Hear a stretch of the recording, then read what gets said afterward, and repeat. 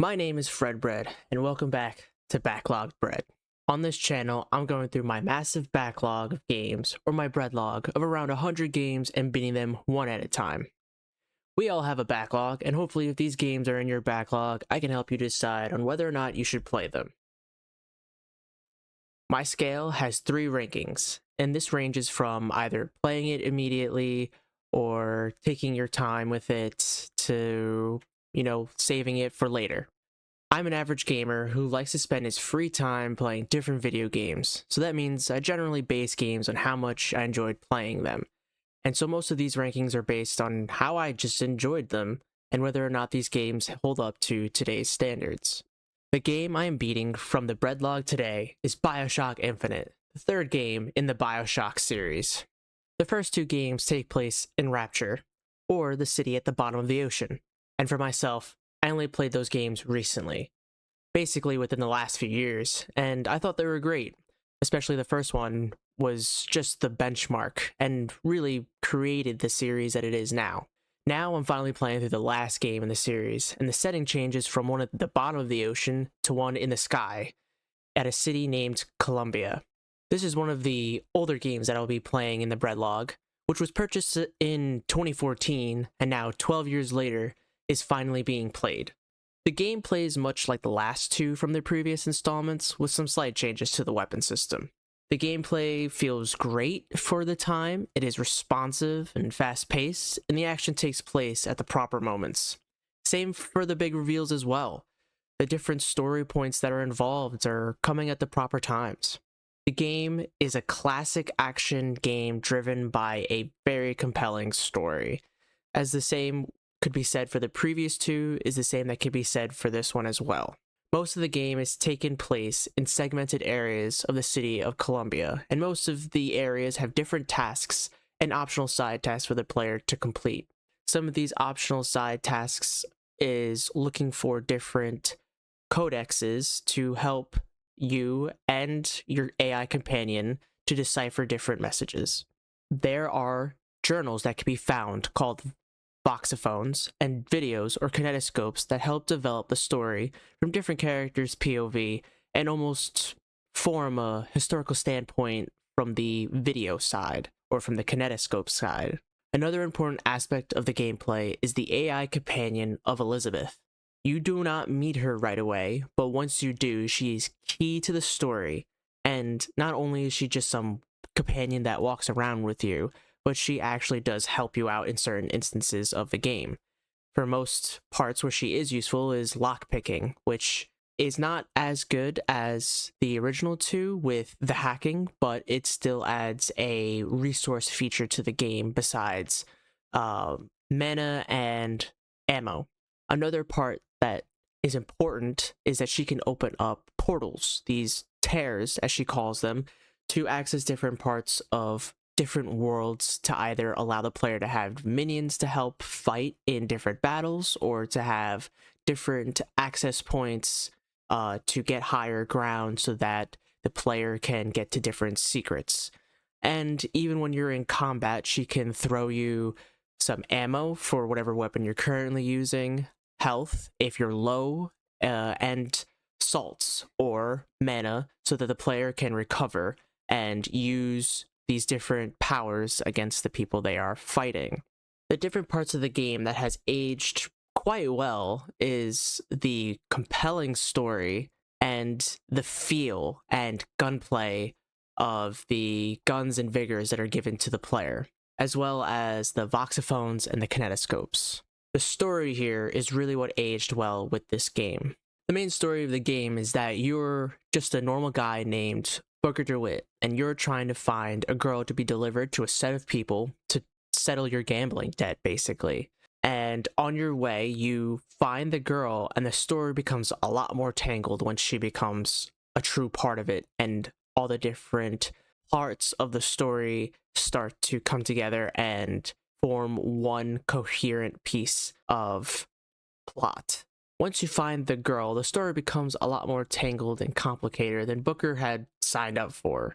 He just wants to get this girl, take her back to New York, and forget about this debt that he has owed to these people. But Elizabeth has a different idea. She wants to go to Paris. She wants to travel the world. She wants to explore. But once you go through the different areas of Colombia, you realize that maybe the dreams for both of you are not bound to happen. The side story is that of the Vox Populi trying to overthrow the leading class of people. And basically, the leading class of people believe in their prophet named Comstock to deliver and continue this period of peace and everlasting prosperity. But the Vox Populi, those who are seen as minorities, are downtrodden people and they want to have their own fair world so that they can do what they want to do and be seen as equals. But as we see, the Vox Populi who fight for this well meaning world are not as well meaning as we come to see them.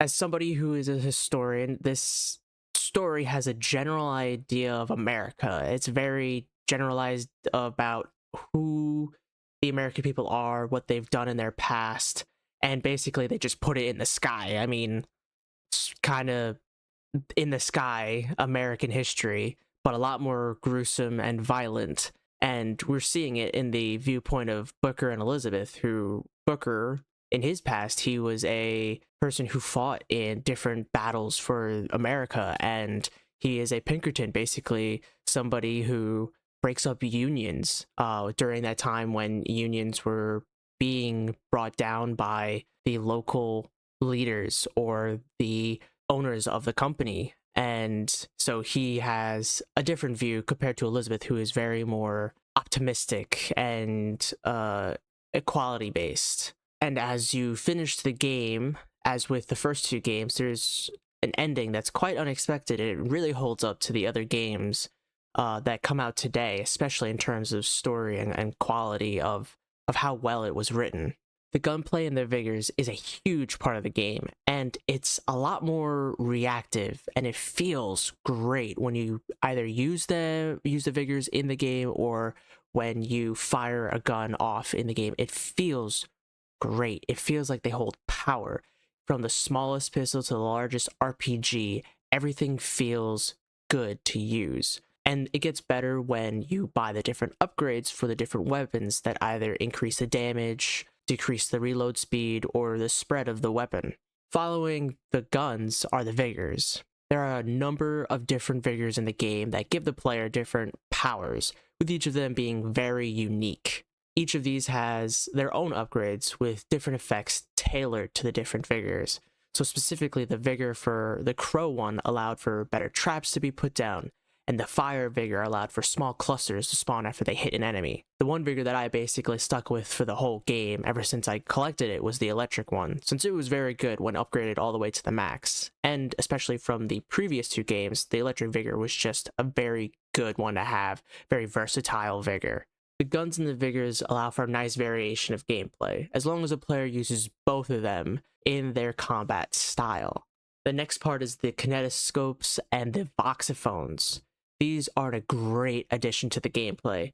Players want to finish the game, and if that means that they have to stop, read a couple paragraphs of lore, and slow the progress of gaming, people are not going to be as likely to read or listen to any of the lore that is coming from the game that is encouraging them to learn about. So these voxophones do a great job of allowing the player to listen to the lore without having to open up a submenu. They can find one and listen to it immediately, as long as they don't find another one, and if they do, then they would have to go into a submenu. But at least for the ones that they find immediately, they can quickly listen to it, get the lore, and move on to the action that they are trying to get to and trying to play for. The kinetoscopes, while I did not actually look at too many of them, I think I only looked at one, is kind of like a video documentary, but in silent film form and done very small increments, so it's not to overwhelm the player with watching a minute or two video. It's just to kind of give a quick snippet of lore and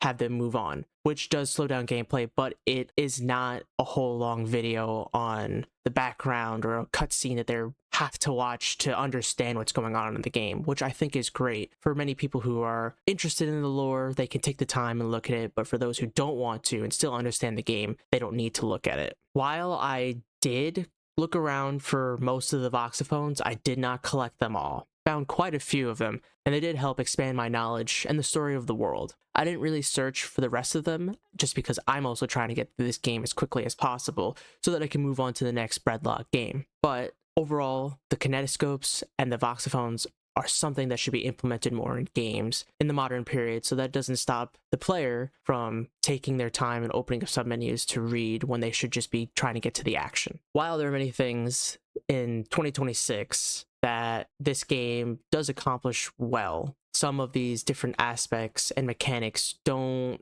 match up to what is expected of 2026. And some of these things include enemy design, inventory systems, and upgrade systems for guns, vigor, and side quests. So, all older games, in some aspect or another, do not age well, and specifically one of them is seen with the enemy design. Most of the enemies are humanoid, and as the game continues, the only difference is that the enemies get more armor and take more shots to take out. And that gets kind of boring, since they're only really unique is when they get some vigors to help them. And even the automatons are humanoid. One of them is George Washington, and the other one is Abraham Lincoln. And while very interesting to fight previous presidents, they're the only kind of different enemy that we would face. Even with the vigors that are given to the enemies, there are only really two that are given to them, which is the crow one and the fire one. And I feel like they could have given them different vigors to increase the variation, or maybe even added in some different game mechanics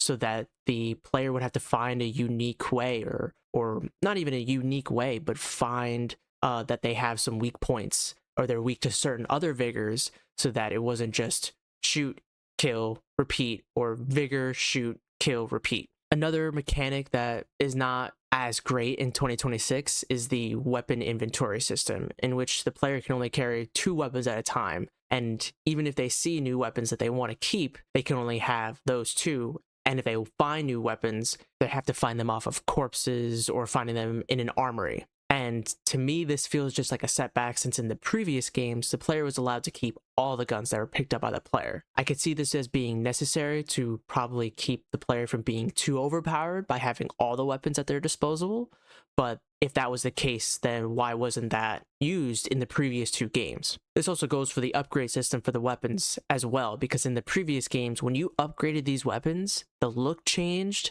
to signify that they were stronger, or that they reloaded faster, or something unique about them. But now when you upgrade them, it's just no change, or if anything, a very slight change that is almost unnoticeable. So the weapon systems do not feel great. Like, it doesn't feel that it should be this constricted. The next part is the difficulty of the game.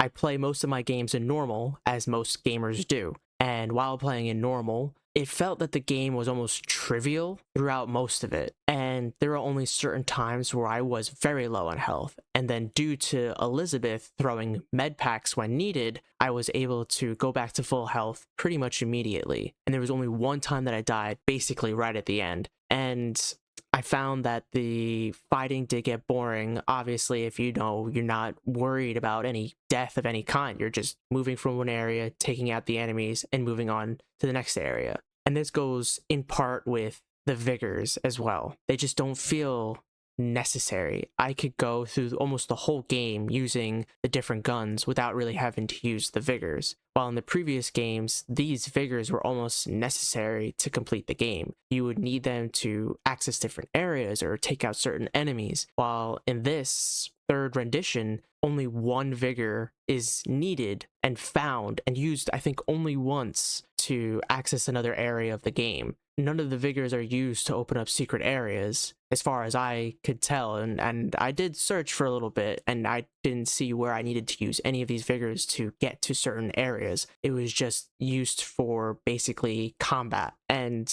that meant that most of the game I basically played with just the guns, and I only used the vigors when I got into certain situations where it was absolutely necessary so I didn't die. And going along with the vigors in the previous games are needed for finding different areas, unlocking and finding secrets. It shows that the side quests in this game were not as abundant or as interesting as in the previous 2. because in those they were a bit more fleshed out. Vigors were necessary to find these different areas and complete different goals, and forces the player in this one to a linear progression than what some might like to go back and complete different areas or just be in a different previous area because they liked it so much. And I can understand that people prefer a more linear progression to the game, but some just want to also have to take some time just steamrolling a game. Obviously, in this instance, for most of us who are trying to get through our breadlog, we want to get through the game. But for others who just want to play a game casually, they want to be able to play the game, explore, learn the lore, and really delve into the world. And without side quests that flesh out, even side characters, it gets boring.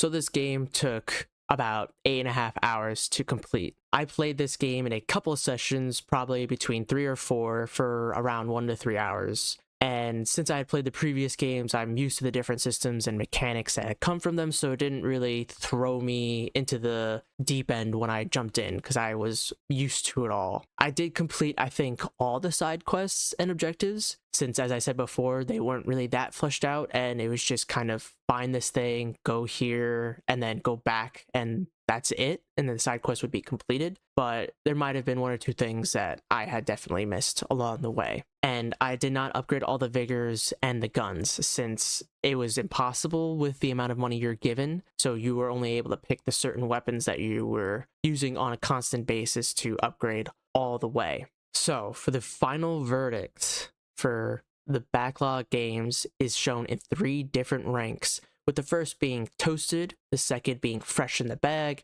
and the third being moldy. This scale is mostly targeted to those who have this game in their breadlog, but the scale can also be applied to whether or not you think you should be buying this game in the future as well. The first ranking means that you should play it immediately, or the toasted ranking. The second ranking means that you should play it after your next game or 2, or the fresh in the bag. The third ranking is for a game that can just stay in your breadlog for a couple more months or even after 5 or so games, and that is the moldy ranking. For the second game of the breadlog, I would give Bioshock Infinite a fresh in the bag rating. It is a short game with a great story that pulls a player in with its great gunplay, but the lack of side quests, difficulty, enemy design make the game feel slightly mundane and tedious at times. If you've had played the previous 2 games, then you know those lacking qualities are not there. Still, a good game is a good game, and this is one of them that should be played soon for those who have it in their breadlog. If this game helped you decide on whether or not you want to play this game from your own breadlog or to purchase it to put in your breadlog for later, please comment down below. If you enjoyed this video, please like, comment, and subscribe. It's much appreciated. And again, from the first video, here are some bloopers for trying to record this voiceover. Those that help. The different parts of the game that hit and move on to, what was not as